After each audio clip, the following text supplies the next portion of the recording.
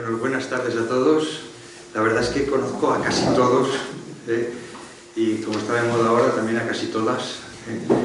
Y la verdad es que agradezco que hayáis venido, porque yo creo que es un tema el que vamos a tratar, un tema interesante, un tema más que interesante, esencial, que algunos han llamado pues, que hay una cierta urgencia educativa, que podría ser un poco el otro título de este tema. Voy a presentar sencillamente al conferenciante de hoy. Yo lo conocí sobre el año 95-96, entonces era interino todavía, recién acabada la carrera, y le hice jefe de estudios de formación profesional, que estuvo 4 años, luego le hice jefe de estudios titular otros 4 años, y luego durante 10 años está siendo mi director. Y él es doctor, bueno, es licenciado en química primero por la Universidad de Murcia, y es doctor en Ciencias y Tecnologías de la Alimentación por la Universidad de Castilla-La Mancha. La especialidad es enología. Yo siempre que voy con algún amigo, no veo aquí el amigo con que frecuento algunas cenas, siempre saco una foto del vino en el que tomo para enviárselo, le digo, a un amigo, ¿no? Y este es el amigo al que se lo envío para que me diga si es bueno o es malo. Una de las características esenciales que yo veo en José Félix es que es un director que sabe gestionar, pero sobre todo tiene principios. La administración, la enseñanza pública se caracteriza fundamentalmente porque los directores son simples gestores, salvo que seas un poco rebelde e intentes aplicar tus principios. José Félix, dentro del ordenamiento, es una persona que intenta aplicar sus principios y que tiene muchas iniciativas. Una de sus preocupaciones ha sido también, en tiempos de crisis económica y ya sucesivamente, ha sido que los alumnos de formación profesional pudieran encontrar trabajo. Ya no había en España, pues salieron al extranjero, a Alemania, y hemos conseguido que muchos titulados pudieran trabajar allí. Creo que es una de las personas que más sabe de lo que se llaman los programas Erasmus. De hecho, es un evaluador nacional de estos programas. Él clasifica, con lo cual es muy fácil que a nosotros nos aprueben los programas porque él sabe lo que hay que escribir, ¿no? Porque a veces pasa como con la educación, ¿no? Basta la forma y no el fondo, lo que venga detrás. Creo que está dicho todo. Una persona que yo cuando venía, digo, si hay poca gente y es conocida, puedo decir que es una persona que yo pondría la mano para que fuese consejero de educación o ministro de educación, pero nunca llegará a serlo porque para eso se necesitan otras cosas distintas a las cualidades profesionales.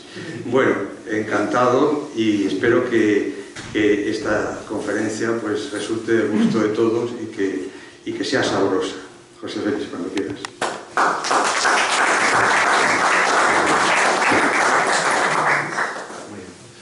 Muchas gracias, Javier, por la presentación, y muchas gracias por la invitación para poder, pues bueno, mantener aquí una charla. Y si quieren ustedes, pues podemos mantener un debate en torno a algunos otros aspectos que citaré. Quisiera en primer lugar dar las gracias a Javier por la invitación, pero dar las gracias a Javier también por la confianza que me mostró a lo largo de toda mi carrera profesional. Yo recuerdo llegar al instituto, ya que veo a Gaspar aquí, pues llegar hecho un pollo. Es decir, yo empecé en el instituto cuando yo tenía 24 años. Y llevo ya, pues eso, 30 años en el instituto. Y sí, las cosas han cambiado mucho. Algunas a mejor, otras a peor. Pero hemos intentado que, sobre todo, se mantuviese un espíritu relacionado con lo que es la educación. Hemos intentado navegar, y digo siempre hemos porque lo he hecho de la mano de Javier. Como bien ha dicho él me dio su confianza para ser su jefe de estudios de formación profesional, posteriormente su jefe de estudios general del centro, y le acompañé en esos años en los que pues, fueron duros porque tuvo que enfrentar muchas dificultades, y no solamente de la parte, digamos, que políticamente más alejada quedaba de lo que pudiésemos pensar, sino incluso cuando llegaron aquellos que creíamos que estaban más cerca. pues también tuvimos una serie de problemas. Una serie de problemas que estaban relacionados fundamentalmente con una idea, y es la idea educativa. Nosotros, Javier quería tener una idea de educación en el centro y eso no era sencillo de poder desarrollarlo. Él me transmitió su confianza y lo que he intentado es seguir manteniendo esa idea de centro educativo. Es difícil porque al fin y al cabo te conviertes en una isla y quedas en cierto modo señalado por diferentes sectores, pero no importa, lo verdaderamente importante es que puedas desarrollar aquello en lo que crees. Y si esa idea educativa en la que crees puedes llevarla a cabo, pues bien. Yo antes de comenzar esta charla y después de los agradecimientos, pues me gustaría hablar de algunos datos, ¿sí? Algunos datos relacionados con la situación de la educación en España. Miren, según dice el Instituto Nacional de Estadística, en el año 2023 solamente el 13,6% de la población en España puede considerarse que está en situación de abandono escolar temprano. Entendiendo por esto esta definición que ellos dan de personas que entre 18 y 24 años no han conseguido alcanzar la titulación en secundaria o ciclo formativo de grado medio. ¿Sí? Esto es un número extraordinario y así lo remarcan, ¿sí? Si lo comparan con una década anterior, siempre la mayoría de las comparaciones las llevan a una década anterior. Dice que ha bajado desde el 23,6 a ese 13,6. Estamos en unos 10 puntos porcentuales. Entonces, pues es un éxito. ¿Qué vamos a decir? Si tenemos que basarnos en esos criterios, desde luego que la educación es un auténtico éxito. Pero es que si lo comparamos con algunos aspectos relacionados con la educación incluso superior, ya estamos en el 52,1% de personas que tienen una formación superior. ¿Vale? Es decir, que nosotros estamos viendo unos datos que son espectacularmente buenos. Incluyen también, cómo no, por sexos, que en 2023 se ha reducido la diferencia en el indicador de abandono, esto no es mío, en el abandono entre ambos, al haber disminuido el porcentaje de los hombres en 0,7 puntos porcentuales y manteniéndose el de las mujeres estable, con 0,1% más, tras el incremento de 1,5 puntos en el anterior. Todos los datos que yo les he dado son de la página web de Moncloa, no son míos. Entonces, lo que uno se pregunta es, ¿alguien se atreve a decir que la educación no ha mejorado en España? Si yo me tengo que basar en estos datos, evidentemente no. Ahora, si yo esos datos los pongo en un contexto, España, ahí lo tengo marcado en verde, es el penúltimo país de la Unión Europea. Porque hay que contextualizar esto. Es decir, por detrás de nosotros solamente queda Rumanía, la cual visité hace 2 semanas en un proyecto educativo y les tengo que decir que me he encontrado un país como me encontré a Polonia hace 15 años cuando empezamos a ir. Un país puesto en marcha, un país que está cambiando cosas, que está modificando sistemas educativos, que está realizando inversión. Lo mismo que me encontré a Polonia hace 15 años, cuando la gente todavía no creía mucho en ese país. Si miro aquí, Polonia, no me he traído las gafas, pero Javier me lo tengo aquí marcado, es el tercer país, el tercer mejor país en estas ratios dentro de lo que es la educación en la Unión Europea. Entonces, quizás tengamos que contextualizar, pero seguimos hablando de una serie de índices que no sé si son los más adecuados para decir que nuestro sistema educativo y por tanto la política educativa es la mejor. Todos esos datos de los que yo hablaba son del año 2023, pero si nos vamos al año 2022, porque no han suministrado los datos por regiones, pues nos encontramos con que las peores regiones en cuanto a fracaso escolar son la región de Murcia, la peor, las Islas Baleares y Cataluña. Mientras que las mejores son el País Vasco, me refiero a una tasa de abandono escolar temprana, el País Vasco, la Comunidad Foral de Navarra y Cantabria. Entonces, pues uno empieza a pensar, ¿los índices están bien? ¿Son los adecuados? Si son los adecuados, quizás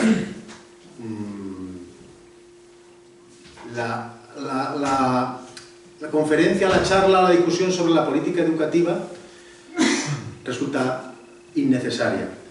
Pero claro, cuando uno habla de otros informes, de otra forma de evaluar, como por ejemplo PISA, que no habla solamente del abandono escolar, sino de lo que está hablando es cómo lo estamos haciendo, entonces sí que se nos cae al suelo.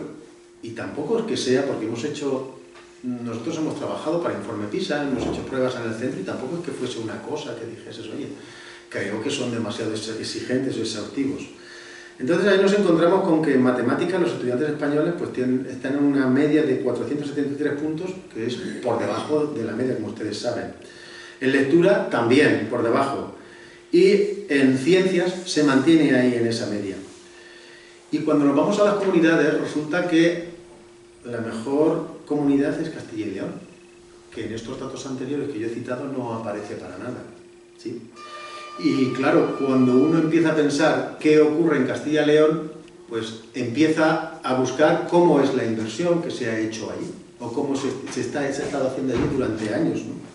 Y esa inversión, por ejemplo, la podemos relacionar con las ratios. Castilla y León es la comunidad que tiene las ratios más bajas de toda España. Llámese despoblación, pero también hemos asistido en comunidades como esta que tras la despoblación ha tenido lugar la retirada de recursos. Allí no los han retirado. Por darle unos datos, en primaria la ratio media es de 16 alumnos, mientras que en el resto de España es de 20 alumnos. En bachillerato es de 19 alumnos. Mi centro, o nuestro centro, que como saben es el más demandado, aprovecho que está Gaspar aquí, que ha sido profesor del centro y tiene su nieta, tiene 32 alumnos por aula. Y en algunas asignaturas 34. Es decir, que la inversión, no sé yo si está siendo lo mismo. Y es que a veces basta con ir a lo básico, a lo fundamental. ¿Cuál es la inversión que se está realizando? ¿Cuál es la apuesta que se está realizando por esa educación? En educación infantil están en 14,1 niños por aula, mientras que el resto es de 16, y en secundaria están en 22 y el resto estamos en 24,1.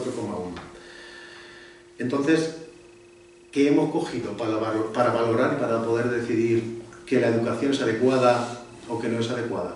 Cogemos esos datos relacionados con la PISA, cogemos los datos relacionados con la configuración de aulas y la inversión que se realiza en torno a las ratios, o nos centramos en aquellos datos que nos están diciendo que el fracaso escolar o el abandono escolar temprano es muy bajo. Vamos a pensarlo, porque incluso esos datos es posible que no sean del todo ciertos. Igual han sido adulterados de alguna forma, de alguna manera, y no digo yo que en este caso, desde el punto de vista estadístico, se hayan hecho ningún tipo de ingeniería, o se haya llevado a cabo ningún tipo de ingeniería, sino que a veces basta con cambiar las reglas para que los datos crezcan, los datos sean mucho mejores. ¿Y todo esto de dónde viene? Pues de las leyes que tenemos. Ahora mismo, la que tenemos en vigor se llama LOMLOE, es la que está en vigente. Bien, cuando nosotros buscamos qué está proporcionando estas leyes orgánicas o qué han proporcionado a lo largo del tiempo en estas leyes orgánicas, sin remontarnos a los tiempos inmemoriales, pues si echamos un vistazo a los años de democracia nos encontramos con que la LODE, la LOGSE, la LOPEG, la LOCE, la LOE, la LONCE, la LOMLOE, 28 años de leyes de educación promulgadas o desde el gobierno de la izquierda. Y 11 años de leyes que provienen de gobiernos de la no izquierda. Yo no lo voy a decir de derecha porque no creo que hayan sido de gobiernos de derecha, esa es la realidad. Le llamaré sencillamente como leyes de gobiernos de la no izquierda. Sin llegar a desarrollar algunos de los aspectos más interesantes que tenían estas leyes. Me centro aquí, por ejemplo, las reválidas que habían en cada una de las etapas que aparecían en la LOMCE, en la Ley Wert, pero que por diferentes motivos y complejos no se llegaron a desarrollar. Pero créanme, Esto se hace en todos los países de Europa. Cuando Javier y yo hemos estado en Suecia, hemos visto, y no puede que no haya ningún otro país más socialdemócrata en Europa que Suecia, pues hemos visto que el sistema educativo conllevaba evaluaciones anuales por parte de los gobiernos centrales y de los profesores del Estado, no de los profesores que les daban clase. Entonces, cuando ellos nos preguntaban, ¿y es que allí no lo hacéis así? No. Pues ¿cómo lo hacéis allí? Pues mira, aquí al terminar el año, los profesores, o a lo largo del año, los profesores vamos examinando. Ah, pero los mismos que les dais clase. Sí, y claro, se reían. No, pero eso no tiene ningún sentido. Nosotros les damos una serie de clases y a partir de aquí hay una serie de exámenes estatales todos los años. Es decir, como si tuviesen una EBAU estatal todos los años. Y eso para ello tenía sentido. Bueno, únicamente apareció ahí en la LOMCE, pero no se llegaron ni a desarrollar. Es decir, el miedo siempre al qué dirán, a las huelgas, a esta serie de cosas, pues hizo que el sistema educativo no encontrase amparo en esas evaluaciones.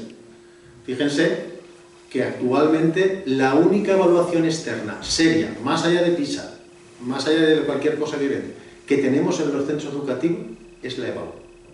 Y es la única que nos obliga a todos a cumplir los programas y a formar a nuestros alumnos desde el principio hasta el final.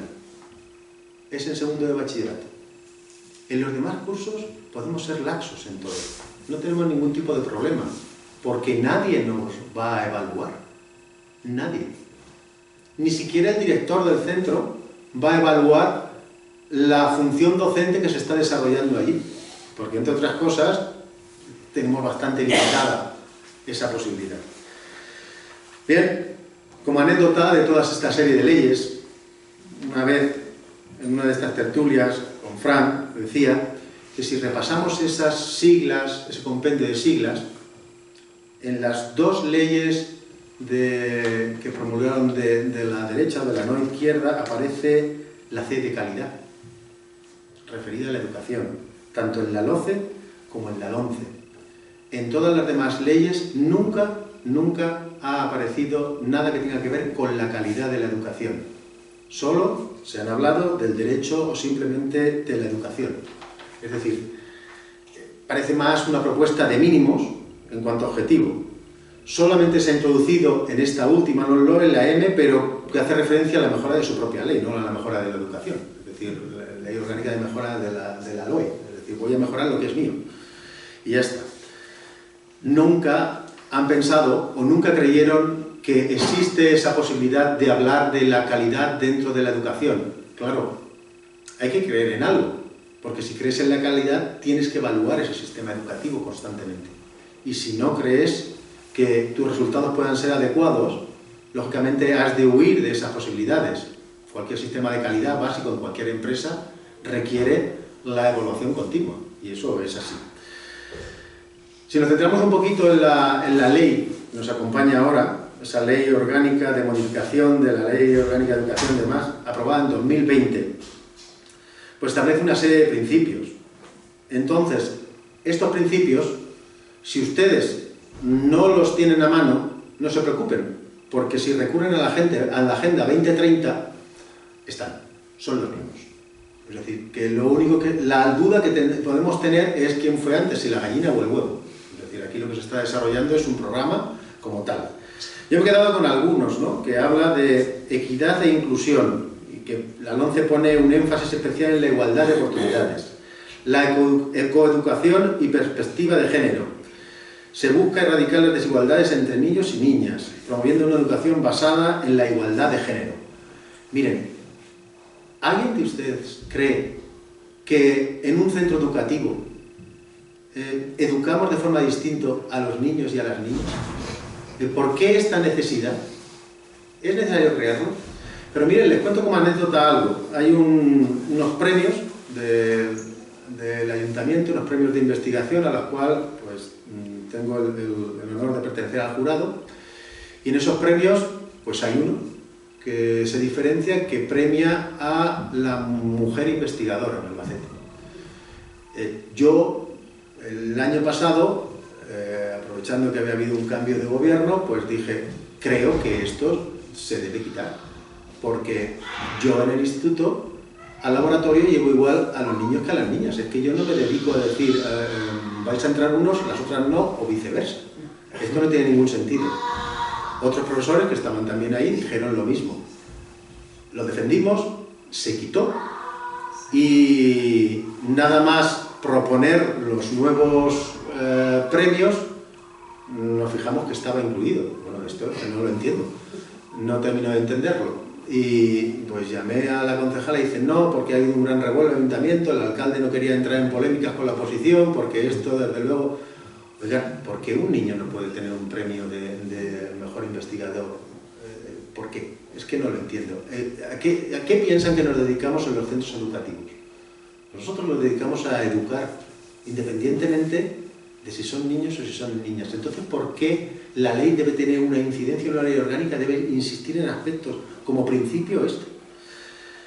Habla de evaluación continua y formativa, también como principio, donde se prioriza la evaluación más continua y menos centrada en exámenes finales.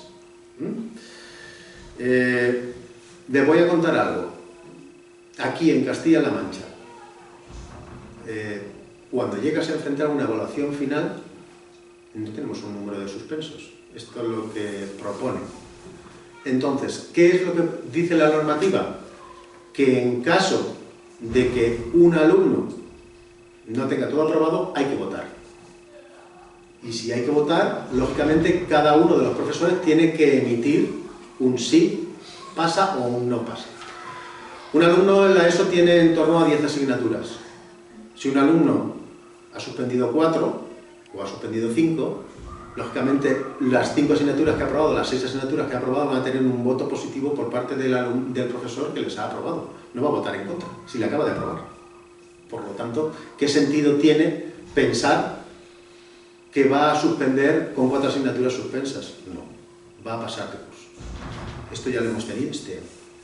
Entonces, si esto lo llevamos a lo que yo citaba al principio, que eran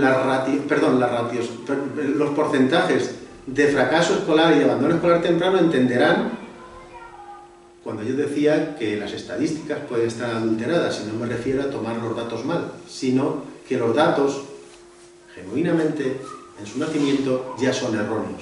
Porque un alumno que haya superado con 4 asignaturas un curso, probablemente no está en las mejores condiciones de seguir pasando. Nos hablan de educación para el desarrollo sostenible y de la ciudadanía global, fomentándola en la inclusión de contenidos relacionados con el desarrollo sostenible y los derechos humanos. Pero esto es 2030. Esto no es otra cosa, estos son los principios de la ley orgánica relacionada con la educación, creo que es muy importante.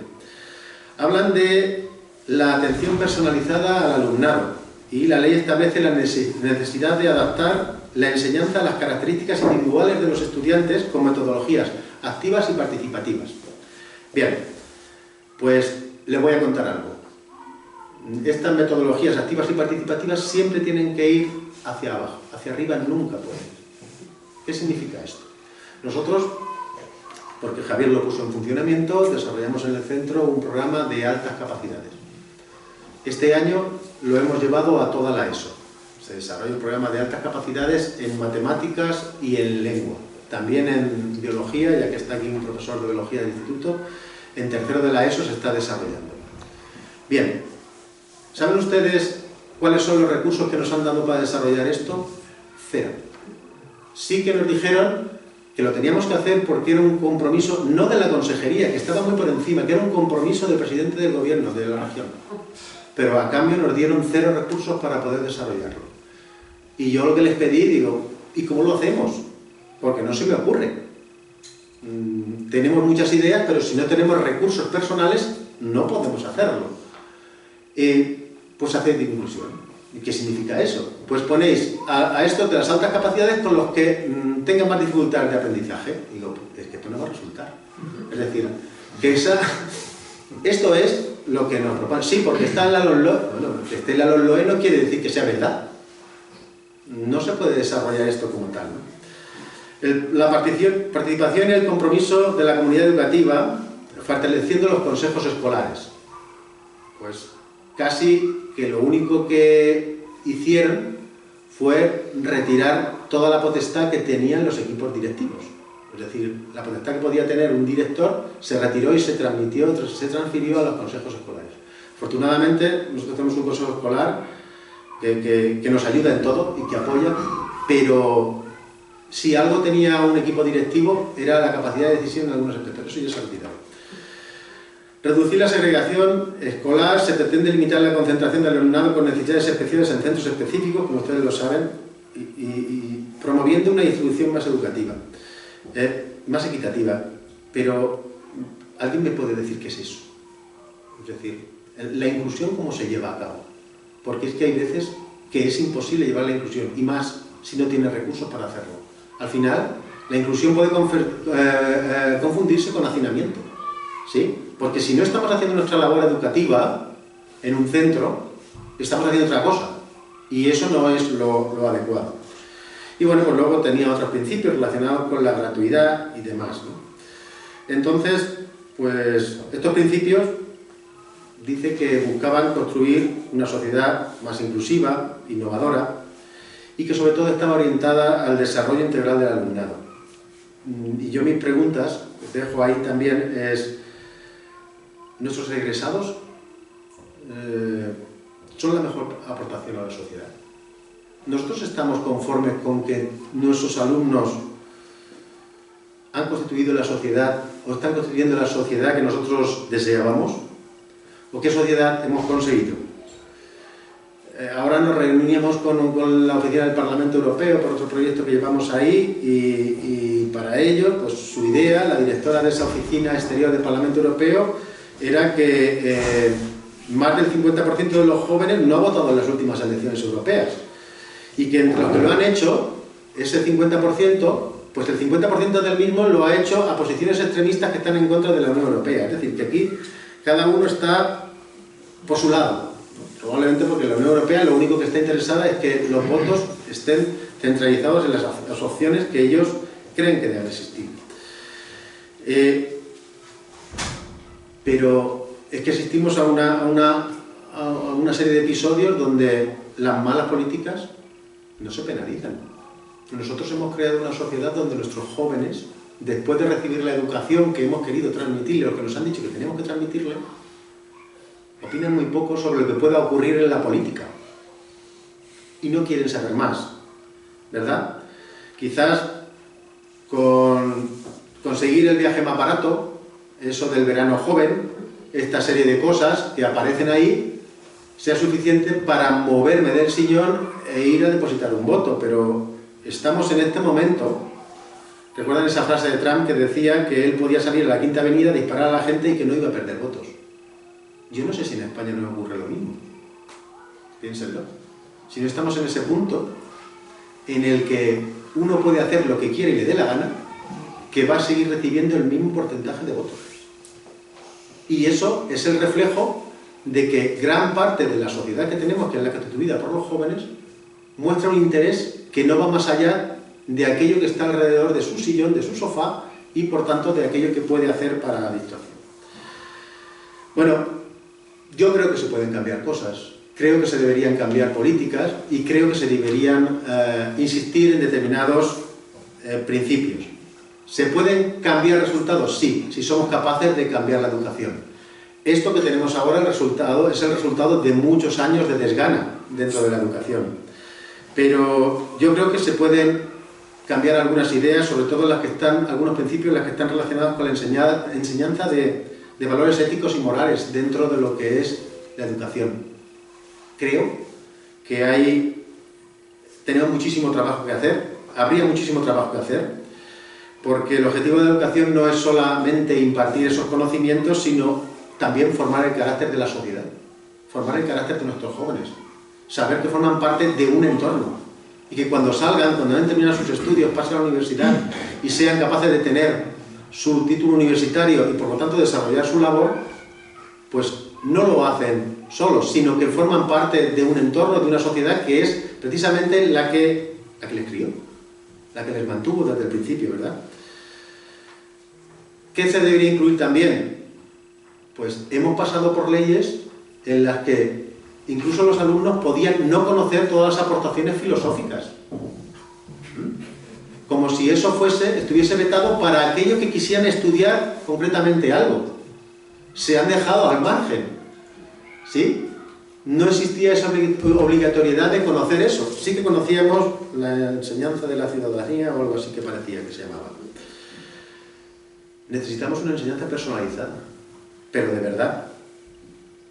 Una enseñanza personalizada en la que, realizando la inversión, consiguiendo unas ratios adecuadas, podamos disponer de los recursos para desarrollar pues todo lo que son esa serie de metodologías que hoy en día se necesitan, ¿no? Miren, hay algo que para mí es fundamental. Los profesores que han estado conmigo en el instituto lo saben porque en las reuniones de los padres, y veo aquí también algunos padres que han estado en el centro, y es lo que le digo.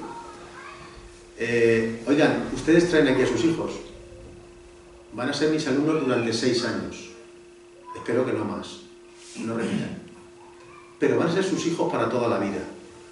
No son mis hijos, son sus hijos. Por lo tanto, el papel de la educación fundamental es el suyo.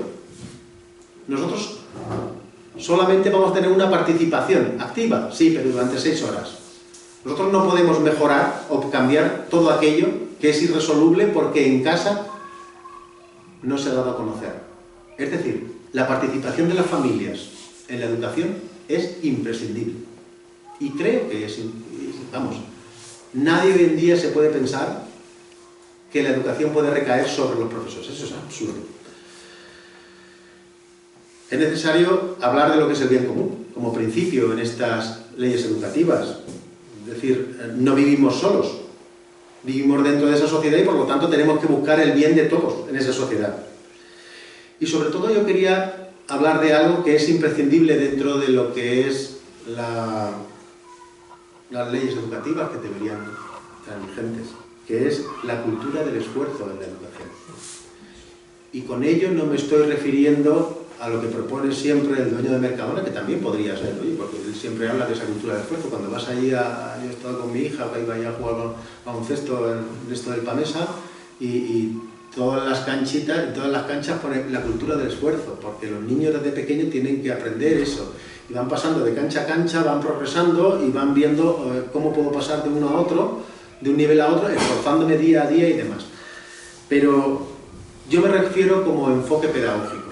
Dentro de una ley es imprescindible que esté. Esto no es mío, lógicamente, es de Carol Dweck, es una profesora de Stanford, pero que, ya que siguen apostando todavía por unas teorías, yo casi las considero hologénicas en la educación, también se podían hacer propuestas de este siglo, como las que maneja esta señora en torno a esa cultura de esfuerzo, que propone incentivar la superación de dificultades, valorar el proceso de aprendizaje como un proceso de esfuerzo. Nada es gratuito, y la enseñanza tampoco, y avanzar en la educación tampoco va a ser gratuito, y por lo tanto eso es algo que tenemos que transmitir a los alumnos desde el primer día.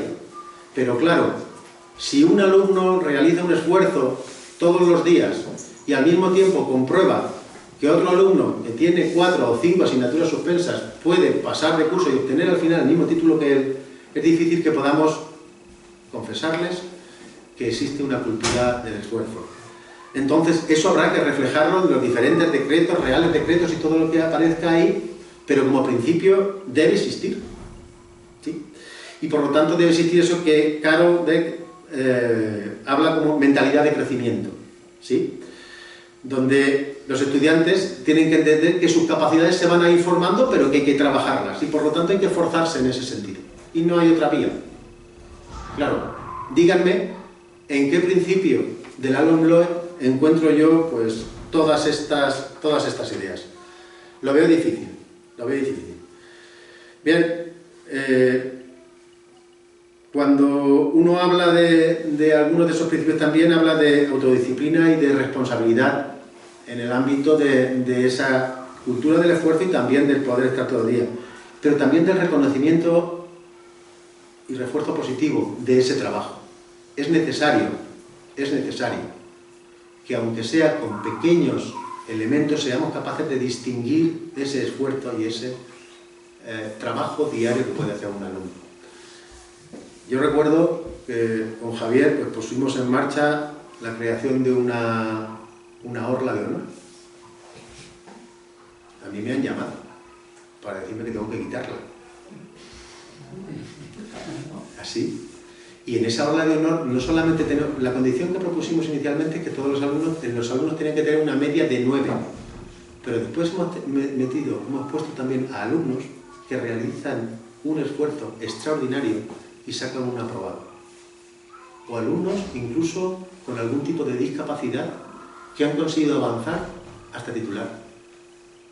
Lo único que estamos haciendo es ese refuerzo positivo, con pequeños detalles. Nosotros no podemos entregar grandes premios, somos un centro público. Pero ¿por qué no puede estar en el espíritu de esa ley ese reconocimiento positivo? Yo creo que es un error no tenerlo ahí. Miren, yo hace unos años me embarqué en una aventura, no política porque yo no me afilié, pero sí que me pidieron colaboración para trabajar en la elaboración de un programa educativo de un partido, lo voy a decir, pero con Ciudadanos. Y trabajé duramente para crear la parte del sistema educativo relacionado y estoy muy contento del trabajo que hice y estoy muy contento de que no saliese adelante. Así por lo menos me puede quedar la duda de si hubiese triunfado esa idea, esa serie de ideas, ¿verdad? Porque lo peor que me hubiese podido ocurrir es que eso saliese adelante, que hubiesen ganado, que hubiesen puesto eso en funcionamiento y que hubiese fracasado. Entonces sí que hubiese dicho, pues vaya cosa que hemos propuesto, ¿verdad?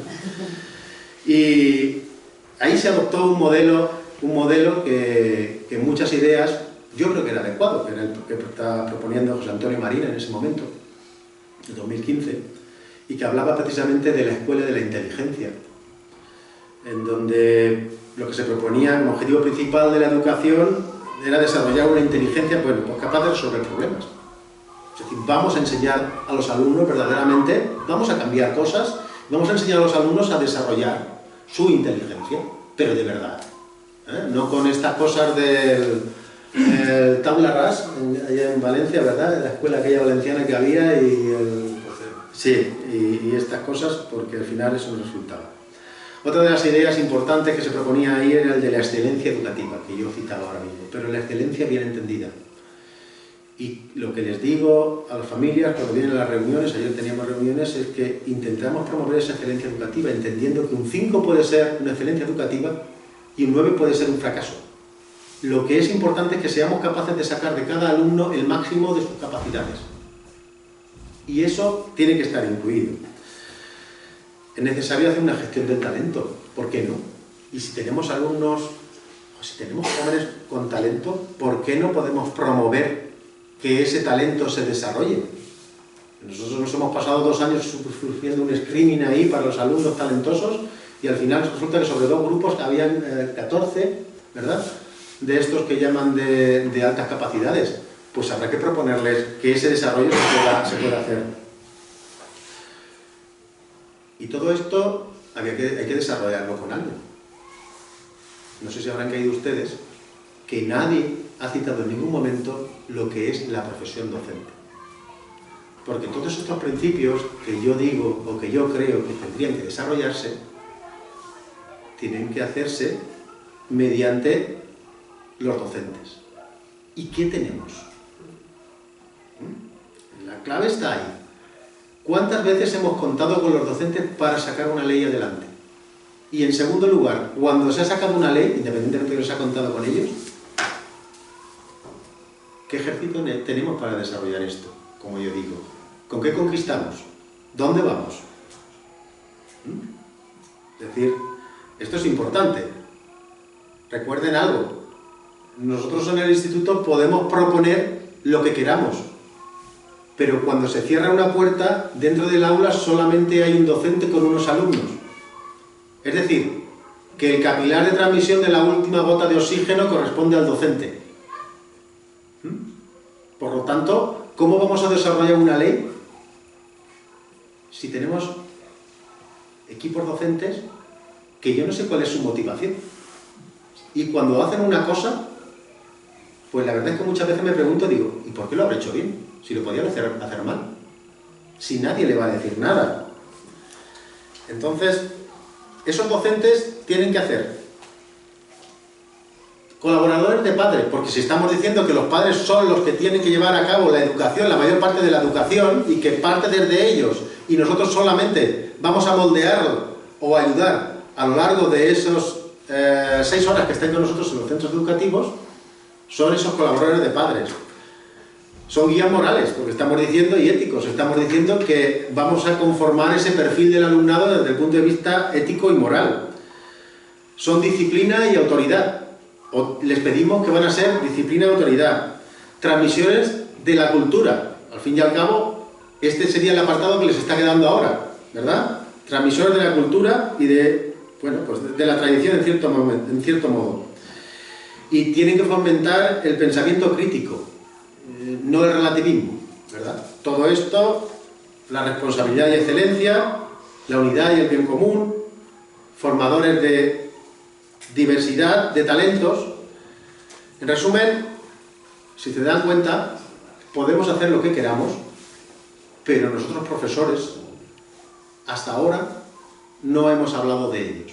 Y ninguna ley ha hablado de ello. Entonces, ¿con qué tenemos? ¿Qué tenemos ahora mismo? Tenemos docentes que acceden a la profesión. ¿Y cuántos son vocacionales? ¿Cuántos verdaderamente tienen interés por desarrollar lo que es una labor bendita, una labor que yo creo que es una labor extraordinaria como es la de educador? Pues muy poquitos. Yo imparto también clase ahí en el máster de secundaria en la Universidad de Castilla-La Mancha, y el primer día cuando me enfrento, tengo a todos los que corresponden a ingenierías, todos los ingenieros, arquitectos y farmacéuticos los tengo yo. Y el primer día cuando me siento con ellos, los 30, pues la primera pregunta, digo, ¿por qué queréis pertenecer a esto? Ah, pues no sé. Digo, yo os digo algo. En el trabajo no os engañan. Vais a tener muchas vacaciones, seguro. Vais a tener muchos descansos. Vais a tener una jornada laboral cortita, que termináis a mediodía, en la mayoría de los casos. ¿El sueldo? Pues hombre, depende con quién te compares. Eso como todo en la vida. Pero creo que no está mal. Creo que no está nada mal. Entonces, os digo una cosa. Si esto no os gusta, lo vais a pasar muy mal. A pesar de todas esas ventajas, si no tenéis una vocación, lo vais a pasar mal. Pero, ¿qué tenemos nosotros como elemento para poder decidir si una persona es un docente o no es un docente? ¿O va a ser un buen docente o no lo va a ser? Pues no tenemos nada. ¿Cuál es el sistema selectivo que hay en España? Pues como ustedes saben, se aprueba una oposición, que no es poco, y una vez que se aprueba la oposición, pues recuerdo una frase que me dijo el inspector cuando yo aprobé. A partir de ahora puedes hacer lo que te da la gana, que no te vamos a echar. Y en ese que te da la gana, puedes incluir todo. Eso fue lo que en un curso, nada más terminada, recién aprobada la oposición, un inspector, amigo, que ya está jubilado, lo dijo con total sinceridad. Esta es una profesión a la que se llega después de una oposición porque después puedes hacer lo que quieras, como si no quieres trabajar, que no te va a ocurrir nada. Con estos mimbres vamos a tejer todo eso que estamos sacando adelante. Yo lo veo difícil. Yo lo veo muy difícil, pero es que esto no hemos cambiado nada. Pero nada. Por lo tanto, lo que necesitaríamos sería pues un acceso más riguroso. ¿Y qué significa un acceso más riguroso? Pues en el que se pueda valorar de alguna forma esa vocación. Siempre le digo a estos alumnos que tengo en el máster, porque ellos terminan su carrera, y yo siempre les digo, óigame, un ingeniero en paro, un ingeniero recién titulado no es un profesor en paro, Tiene que haber un salto. ¿Por qué? Pues porque después de terminar tu ingeniería tienes que tener la vocación y las ganas de poder enseñar. Y necesitaríamos de una formación. Y esa formación, ¿por qué no puede ser como un MIR? Eso también lo conocen ustedes porque era la propuesta que se hacía de Ciudadanos en aquella época. ¿Por qué no puede ser igual que se hace un MIR? Pues sí que sería ideal. A lo largo de, una vez que se ha superado un proceso selectivo, que yo no digo que sea el más adecuado, deje de serlo, pues que se pase un tiempo en un centro educativo, 1, 2 años, a partir de ahí podemos hablar, y siempre, pues, bajo la tutela de un docente. Igual que ocurre con un médico. Un médico ha terminado su carrera, aprueba sus exámenes y pasa durante 3 años o 4 años, lo que corresponda según las especialidades, pues formándose con alguien. Pues a lo mejor eso es mejor que lo que tenemos ahora. Miren, ¿qué filtro hay ahora mismo para saber si uno pedagógicamente es adecuado o no para enseñar? Ninguno. Les cuento algo. Como saben, nosotros tenemos más programas de estos plurilingües, lingüísticos o como se quieren llamar ahora, estas secciones europeas, que nadie. Para atraer al profesorado, son programas que se denominan programas de aplicación de metodología CLIL. Para atraer al profesorado, lo único que no se le exige nada que tenga que ver con la metodología CLIL. Se le puede exigir un C1, un B2, lo que quieras, pero es que eso no es que eso no tiene nada que ver. Por lo tanto, desde el punto de vista pedagógico, pues oye, allá cada cual. La formación continua, pero no como entendida como hasta ahora. El sesenio que a final de los 6 años has hecho un cursillito, basta de lo que sea, y ya tienes esa formación continua. Eso no es válido, y eso lo tenemos que cambiar. Uno que entra en esta profesión, una persona que entra en esta profesión, tiene que entender desde el principio que la formación continua es indispensable. Es que yo no estoy viendo a ningún médico que esté operando como hace 20 años. Los sistemas han cambiado, las técnicas cambian, y esa formación es imprescindible para desarrollarse. Por lo tanto, eso tiene que cambiarse. Si no, vuelvo a lo mismo. Con estos mimbres vamos a avanzar y así vamos a cambiar la educación. Siempre la carrera profesional necesita, pues, de una evaluación. Y es así. Probablemente si existiese esta evaluación dentro de nuestra carrera profesional, a mí el inspector nunca me hubiese dicho lo que me dijo. O nunca hubiese podido decirme lo que me dijo. Pues nosotros no la tenemos. Somos el único colectivo en el que no tenemos ningún tipo. Vuelvo al ejemplo que teníamos de Suecia, este país tan socialdemocrático que aparece ahí. Y decíamos, ¿qué ocurre? Preguntábamos. ¿Tenéis exámenes estatales? Perfecto. ¿Qué ocurre si un profesor saca con sus alumnos resultados peores que el resto? Dice, el primer año y el segundo, si se repite, tiene una formación específica el profesor. Digo, y si aún así no mejora, está despedido. ¿Sí? Claro, imagínense. Esto parece que se puede proponer en un país como Suecia. Si esto lo propones en España, sales a borrachos. Esa es la realidad, no se engañen. Y algo importante también, porque si el docente es la parte fundamental, como les decía, para cualquier desarrollo de cualquier ley, ¿qué hay de los equipos directivos? El liderazgo tiene que ser ejercido por los equipos directivos. Pero somos en realidad, que estamos en equipos directivos, líderes de una comunidad educativa. Pues casi que, bueno, yo me niego a aceptarlo.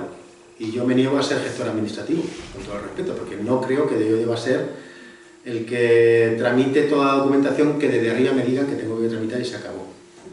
Entonces, pues es necesario un modelo de liderazgo responsable para llevar a cabo el desarrollo en el centro educativo. Tienes que facilitar esa excelencia académica como rector, o en este caso director de ese centro, ¿verdad? Miren, ¿por qué no puedes participar en una selección de profesorado? También como anécdota les cuento. Este final de curso me entretuve en leerme la LOMLOE de arriba abajo. Sí, sé que es aburrido, pero lo hice. Y dentro de la formación profesional yo encontré algo que yo creía que estaba bien. Digo, uy, pues he encontrado algo que me gusta. Como bien saben, hablábamos antes, somos profesores asociados, algunos de la universidad, porque nos han contratado para dar algo específico de lo que de la universidad adolece.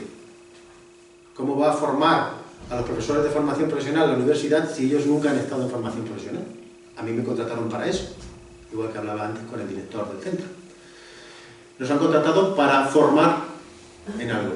¿Y por qué no puedo hacer yo eso en formación profesional? ¿Por qué no puedo tener profesores asociados para desarrollar algo que creo que es importante? Yo tengo una formación profesional en el centro, que no es muy grande, pero fíjense que está relacionada con la industria agroalimentaria, la principal actividad aquí en Castilla-La Mancha. Nosotros tenemos ahí una serie de ciclos formativos y uno de ellos, el que puso en funcionamiento Javier, es el de aceites y vinos. ¿Y por qué? Me leí todo eso y digo, ¿y por qué no puedo contratar yo un enólogo que esté en una empresa? Que seguramente le va a enseñar a los alumnos mucho mejor de lo que pueden hacerlo. Después de leer y releer encontré que sí que existía eso en la LOE. Reclamé por activa o por pasiva. Me dijeron que no. Volví a reclamar. Y cuando me dijeron que no por tercera vez, yo volví a reclamar. Y al final lo conseguí. Dijeron que sí, que tenía razón. Que según el artículo de la LOE se podía desarrollar. Y que como aquí no se había hecho en Castilla-La Mancha, no se había desarrollado eso todavía, que no lo hacían. Digo, no, da igual, pues se hace porque habéis obviado que teníais un tiempo de aplicación de la LOE y no habéis sacado precisamente, os acogéis vosotros cuando queréis a esto. No ha habido esa transposición, pues como se ha pasado el tiempo, la LOE está ya plenamente desarrollada, hay que hacerlo. Al final, me dejaron hacerlo. Me han dejado hacerlo. Me han dejado contratar un enólogo. No me dejaron proponer ninguna condición. Dice que lo proponían ellos, la consejería. No me dejaron participar en el proceso selectivo, que lo proponían ellos. Me lo mandaron en octubre, que había acabado la vendimia. Yo no sé qué hacer con el enólogo, la verdad. En el instituto, no sé si le hemos dado unos melones de estos de guarda para ver si puede hacer algo, porque no sabemos qué hacer con él. ¿Sí? Y me han mandado una persona que les ha engañado, o que no era lo que nosotros queríamos. ¿Sí? ¿Por qué? ¿Por qué no puede participar el director en el proceso selectivo? ¿Qué pasa? ¿Que los directores somos los únicos que estamos señalados permanentemente? Recuerdo que en Alemania, en uno de los viajes que hacíamos, el director de un centro de formación profesional, que nos atendía de maravilla, la verdad, bueno, esta tarde no puedo estar con vosotros. ¿Por qué? Porque tengo una reunión de las PACASE, la caja, que ahí es un elemento muy importante, el bancario. De hecho, pues en Alemania tiene muchísima fuerza. El consejo de dirección de la caja, de las PACASE, estaba formada, entre otros, por los directores de los centros educativos, porque, y preguntamos al responsable, a Jürgen, ¿por qué? Dice, hombre, son gente de mucho prestigio, entonces confiamos en ellos como que no se va a perder ningún dinero. Aquí lo primero que estás es señalado, no puedes participar en nada, te puede ocurrirte todo. Eso es una realidad. Entonces, fíjense cómo podemos ser lo que viene a continuación, garantes de la coherencia curricular en el centro educativo. ¿Cuál es mi fuerza como director para poder decirle a un profesor que no está cumpliendo con su obligación y que por lo tanto va a ser sancionado? Ninguna. Y eso es una realidad. Entonces, esto forma parte de lo que es el sistema educativo. Los profesores son, por encima de todo, lo más importante, pero no olvidemos que la gestión del centro y todo lo que tiene que ver con el desarrollo curricular del mismo recae sobre el director o el equipo directivo. Bueno, estas son algunas ideas que me proponía Javier que desarrollásemos. Yo, como conclusión, como modo de conclusión, le diría que el cambio en nuestras leyes educativas, pues sobre todo tiene que recaer en dos aspectos. En el fomento de la cultura del esfuerzo, que se va a trasladar posteriormente a nuestra sociedad. Nuestros jóvenes deben entender desde que son pequeñitos que eso va a desarrollarse. Y en la capacidad que tengamos para atraer verdaderos profesores o para filtrar lo que tienen que ser los profesores en el centro y personas que están aquí pero que en realidad no es lo mejor que estén en esta profesión. Nada más. Por mi parte ha sido un placer estar con ustedes y espero que les haya podido ayudar.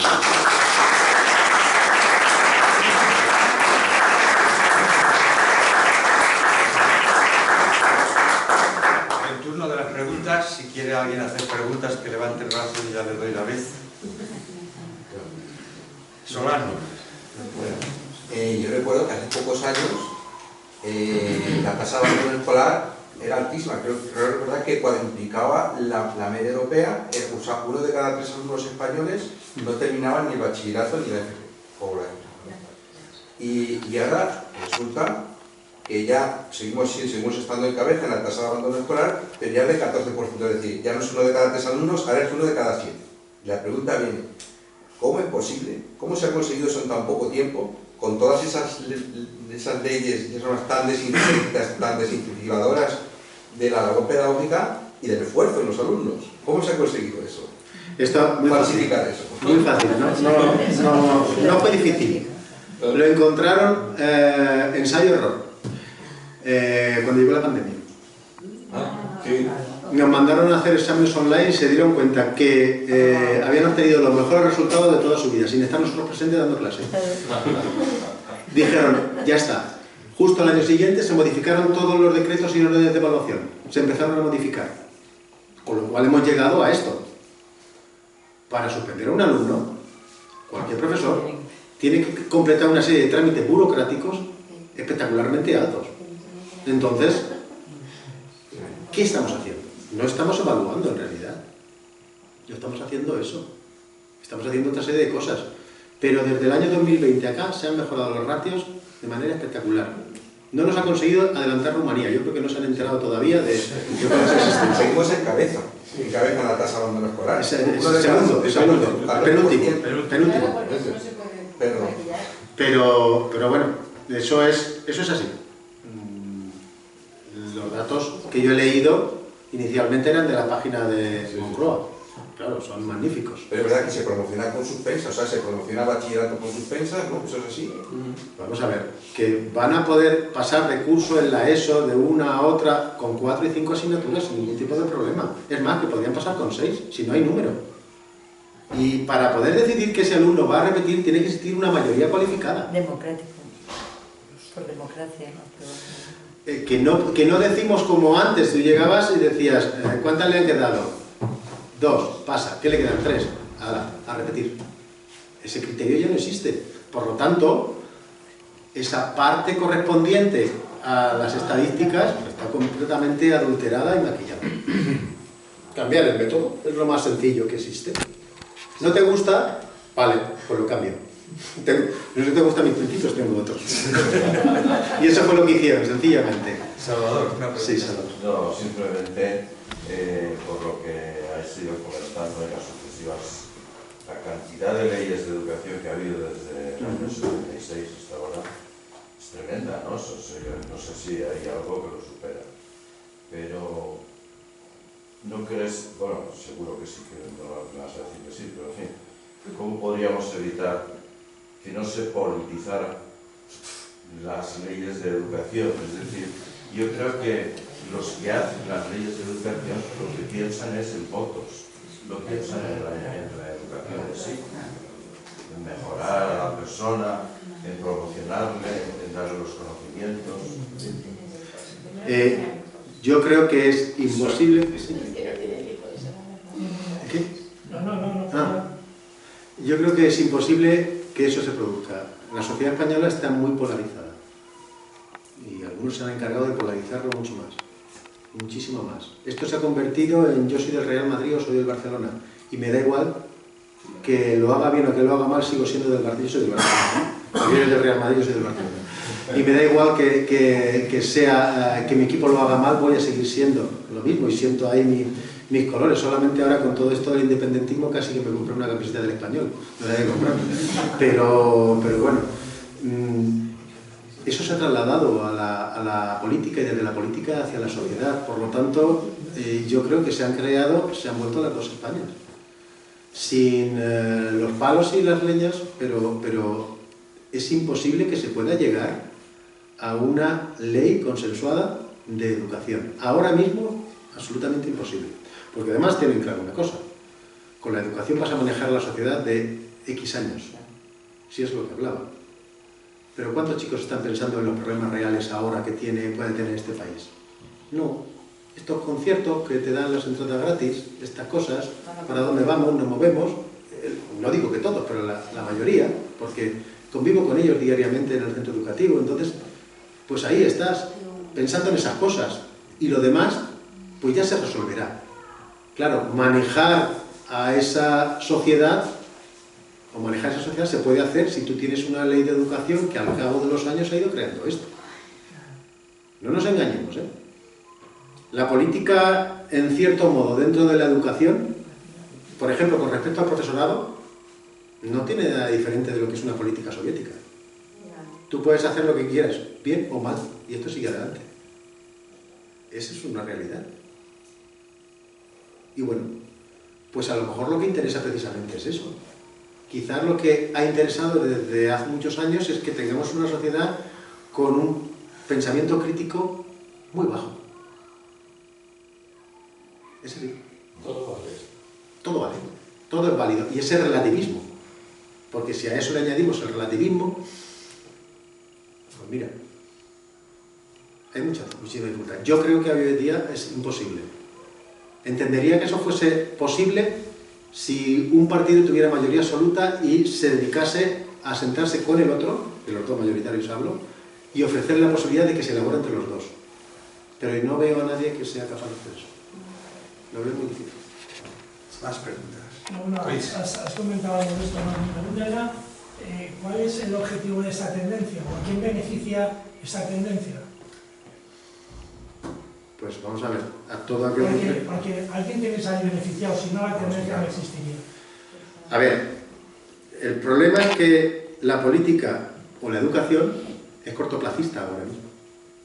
¿Qué me interesa? Yo no voy a sacar ninguna ley educativa que me pueda generar un problema de cara a las próximas elecciones. Eso lo podemos tener claro. Y sacar a los estudiantes a la calle gratis. Y que los profesores puedan lanzar a los estudiantes a la calle todavía es más gratis. ¿Sí? Entonces, ¿quién se atreve a decir esto no está bien? Pero si usted va a los centros educativos y consulta al profesorado, la gran mayoría va a decir esto no está bien. Pero yo me callo y sigo aquí. Entonces, eso hay que revertirlo. ¿A quién beneficia? A corto plazo, al que está en el poder. Porque no tiene ningún tipo de problema. Pero ¿alguien ha pensado en una sociedad a largo plazo a la hora de crear una educación, una ley educativa? Es que a lo mejor no. Porque ¿quién de los que está actualmente en la política piensa a largo plazo? Es más, le voy a hacer una pregunta. No sé si a usted le ocurrirá como a mí. Cuando yo era pequeño, o era joven, ya no tan pequeño, en la política, los que conocía me parecían gente muy respetable y con muchos conocimientos. Y luego, a medida que fui creciendo, me dediqué a ver sus currículums y algunos de ellos los he conocido y eran personas con unos currículums envidiables. Mire, ahora los que están, muchos de ellos los conozco porque son de mi edad. Y a usted le ocurría lo mismo que a mí, el más tonto de mi clase. Así, lo puedo decir. Los que conozco. Es así y es una realidad. Miren ustedes alrededor. No, le puedo decir, le puedo asegurar que en lo que había que esforzarse en ese momento no era el que ponía más esfuerzo, no era el que mejor notas obtenía, no era el que mejor nada. Nada. Esa es una realidad. Es decir, como anécdota, también le diré que un amigo, José Antonio, mío, tiene 2 hijos, uno con un currículum brillantísimo y el otro ni muchísimo menos, y dijo el zote para la política, y ahí está la política, creo que es vicepresidente de algo. No le diré más datos, pero sí. El otro, con un doctorado en matemática y estas cosas, no dice este que no se dedica a la política, que este se encuentra su vida bien por ahí. Entonces, eso que es una realidad. ¿A quién le interesa que las cosas puedan funcionar? ¿Y los asesores? ¿qué cantidad de asesores hay en política, en educación? Si usted va a una delegación de educación como la de aquí, hay del orden de 16 asesores. Entonces lo que uno se pregunta es, oye, ¿el delegado es que es tan tonto que no entiende de nada y tiene que tener 16 asesores? Con todo el respeto, yo le pregunto con todo el respeto. Y lo conozco y es una buena persona y yo no tengo ningún problema con él, pero no estoy hablando de nombres y de personas, estoy hablando de números. Entonces, oye, esto te hace un poco de pensar, ¿no? ¿A quién le interesa? A poca gente. ¿Sí? Pues yo venía con la ilusión del título. ¿Sí? Las ideas se le hemos dado, Y digo, ¿y qué idea me llevo? ¿Qué horror? Si no hay solución. No, ¿cómo que no? Hay que cambiarlo. Hay que cambiarlo. Yo le he aportado muchas ideas que deben estar básicas, deben ser, forman parte de los principios de la educación y que yo creo que mejorarían. Pero fíjense que lo que yo le he dicho son principios básicos, que todos podemos creer en ellos, ¿sí? Pero que comprometen a trabajar y a hacer. Y claro, eso no. Entonces, no quiero transmitir yo nada más. Yo lo que les he contado lo que les he puesto son datos.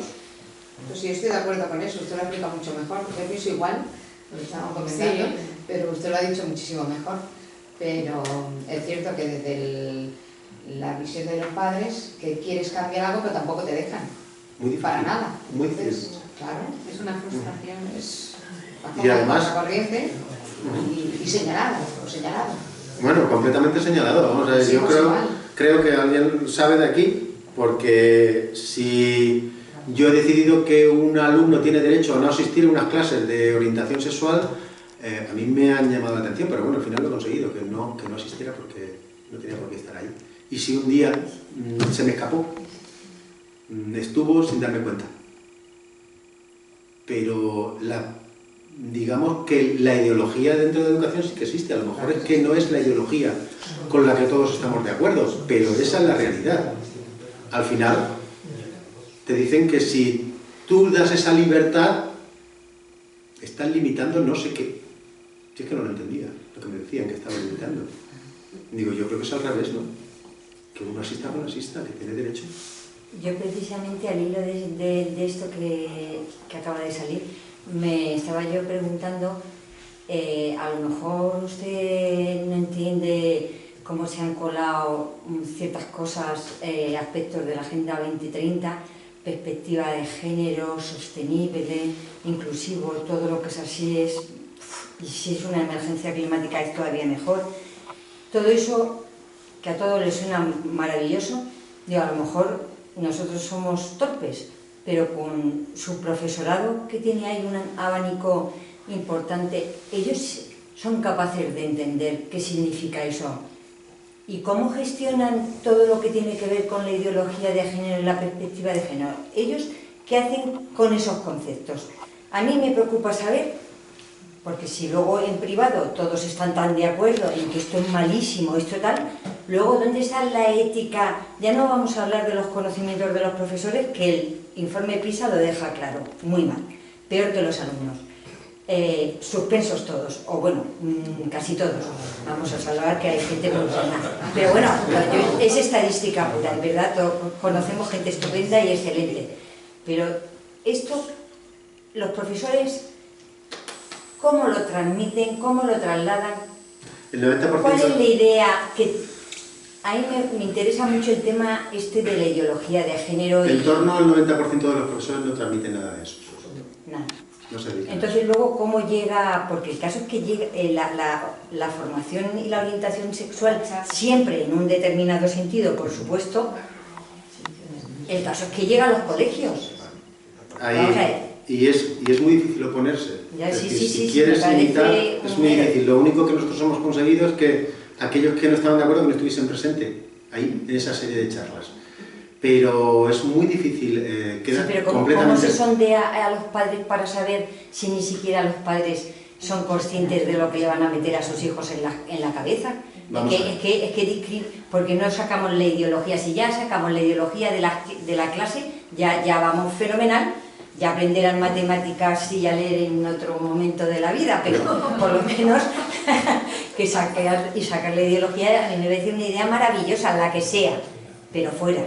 Porque es que la educación es otra cosa, ¿no? El problema es que hay algunos aspectos de las ideologías que sí que transmitirlas, es decir, cuando un alumno tienes que ayudarle a formar su carácter y a transmitir unas ideas positivas, No, estás abandonando las matemáticas, la lengua y la física y química, que es lo que yo enseño.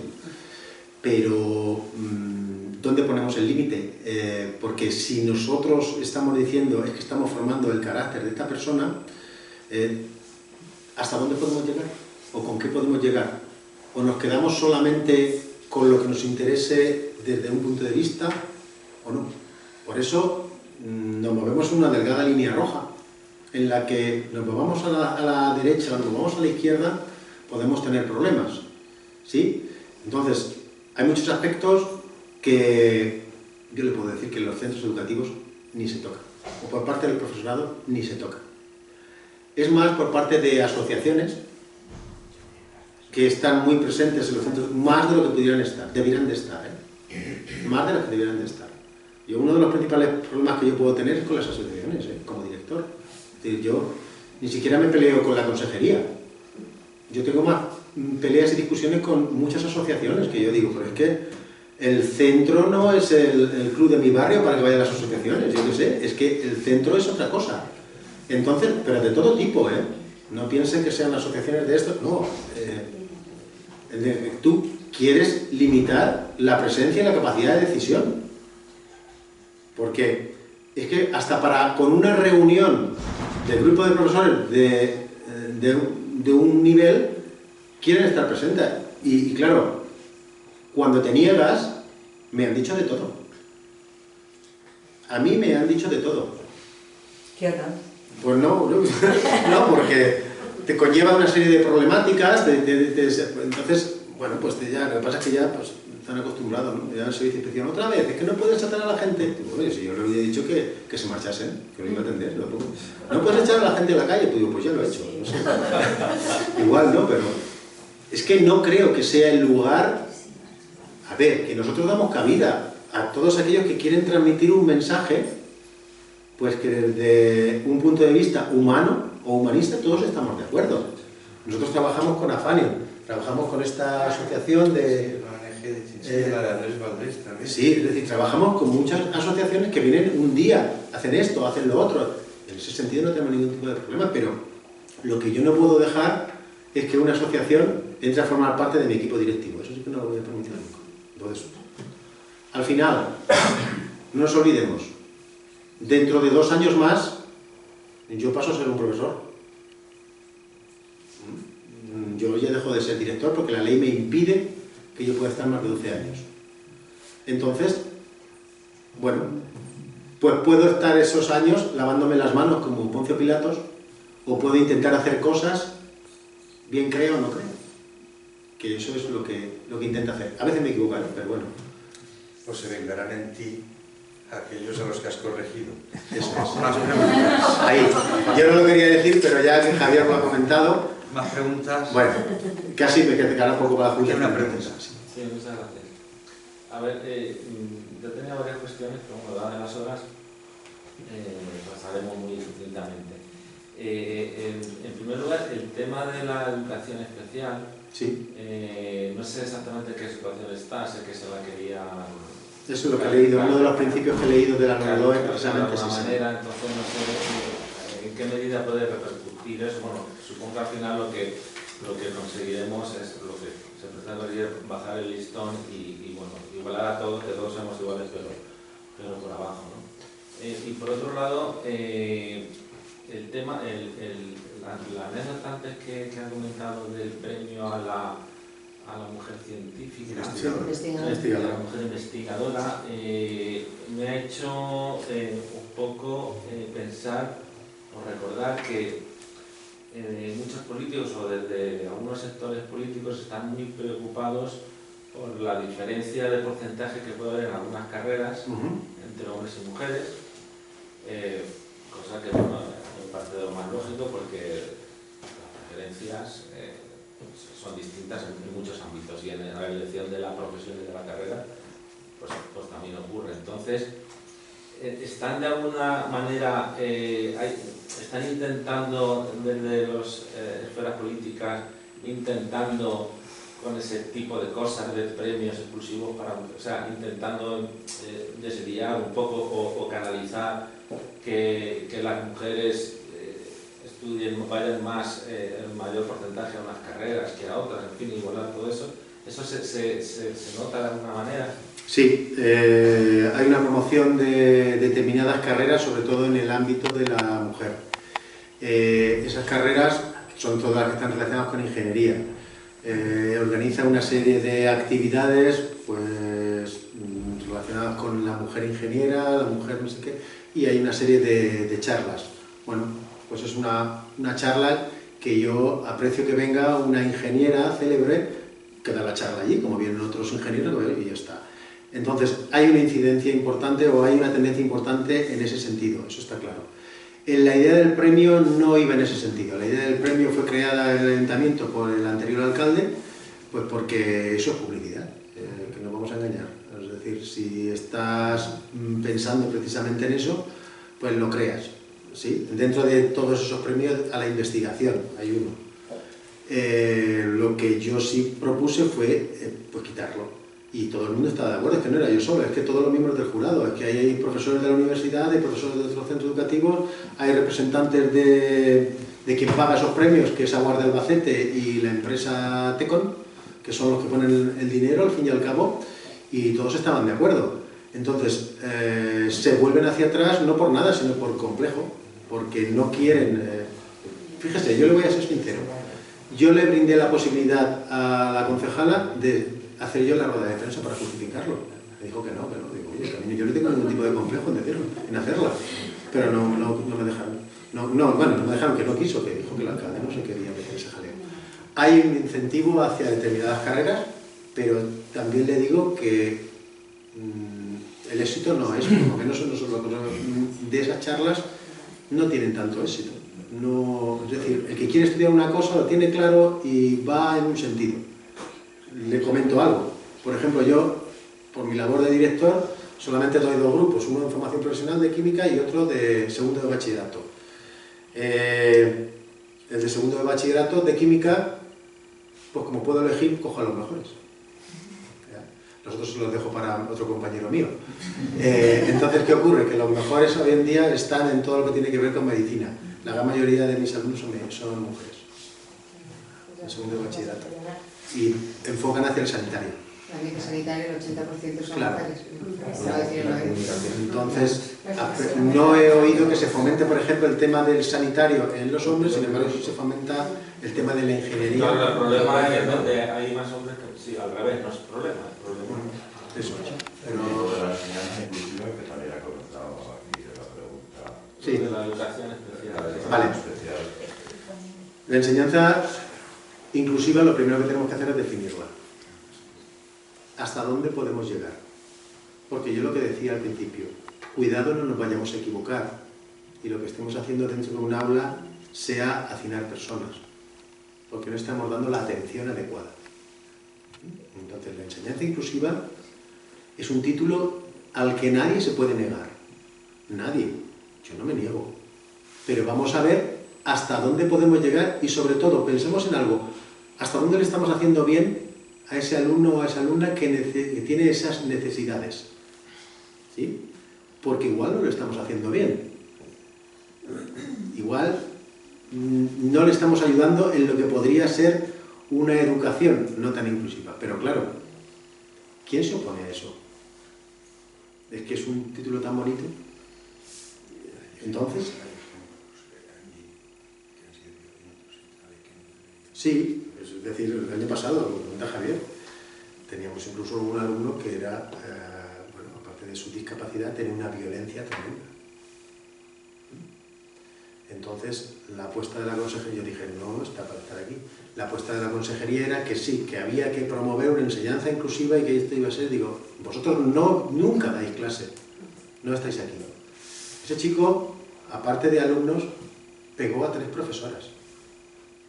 Lo cual nosotros tuvimos que tapar, porque claro, si todo eso salía en prensa, ¿qué iba a decir la consejería?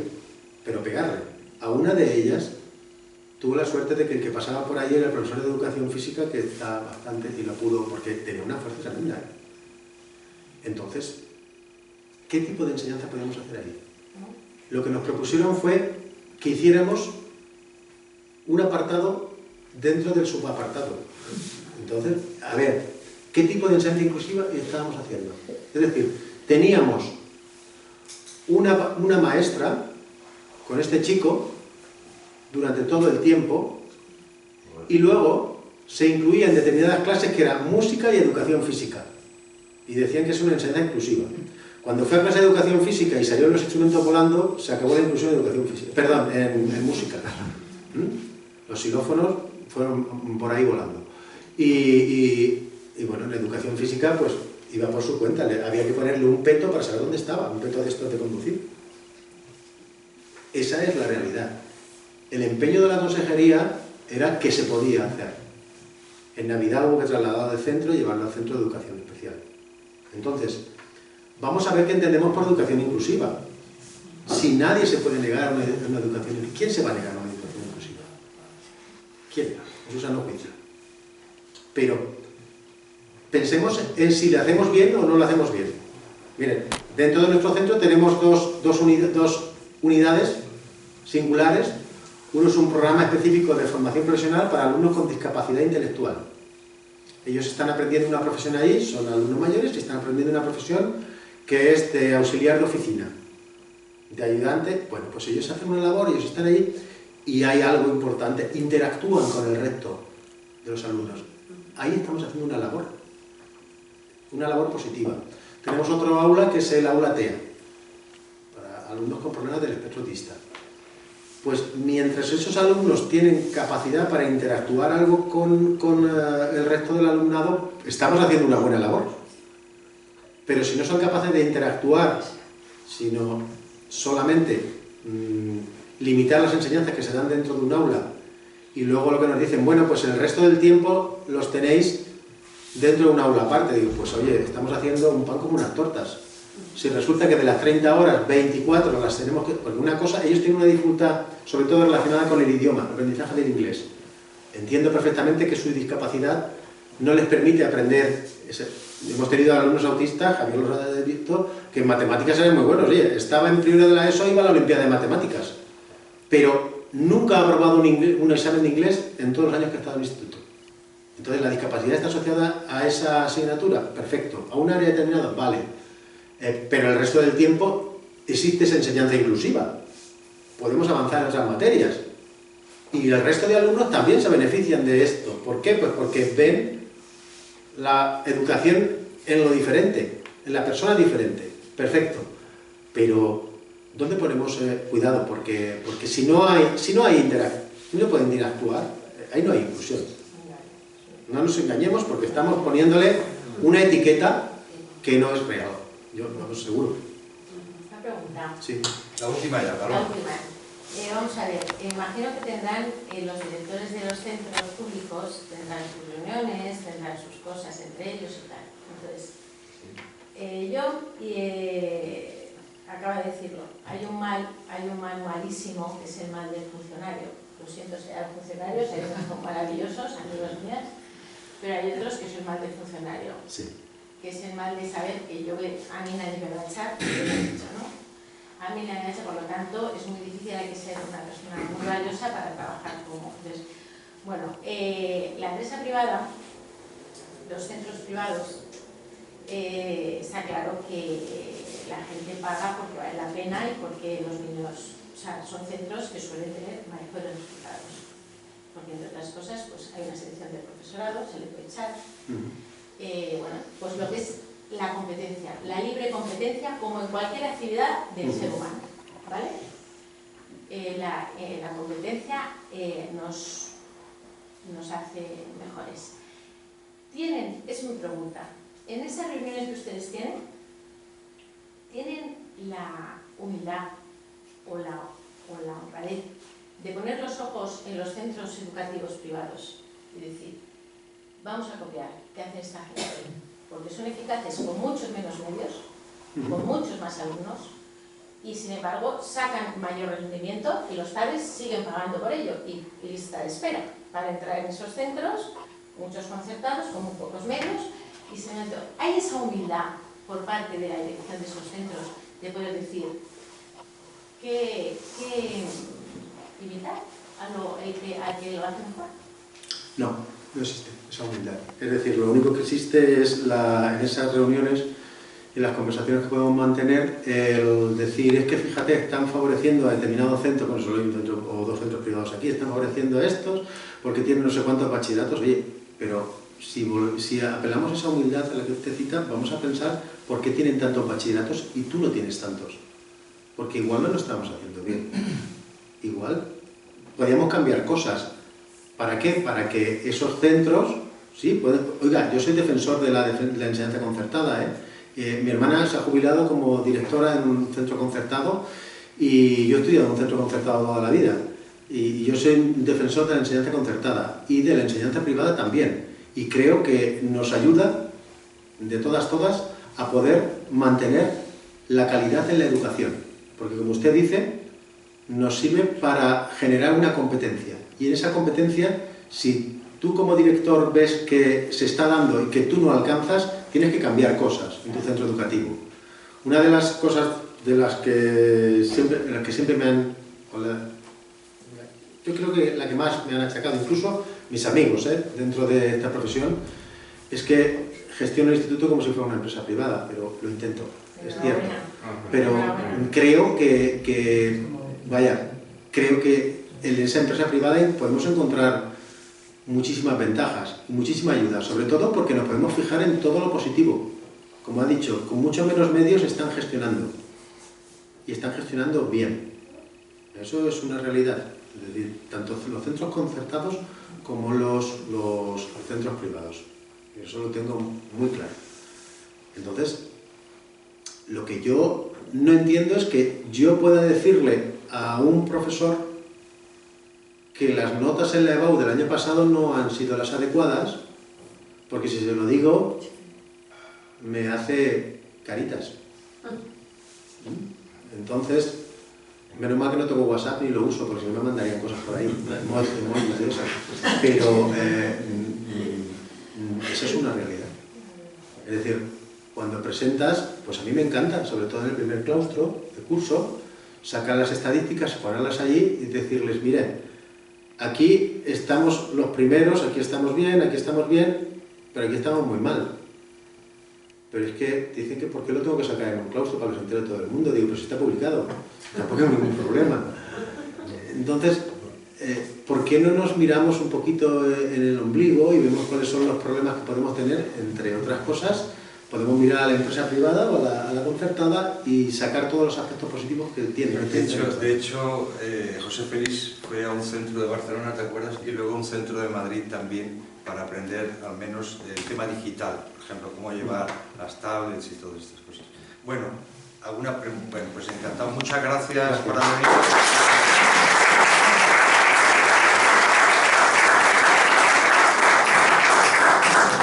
Formará parte de un ciclo de conferencias que tendremos una al mes, la tercera semana de mes.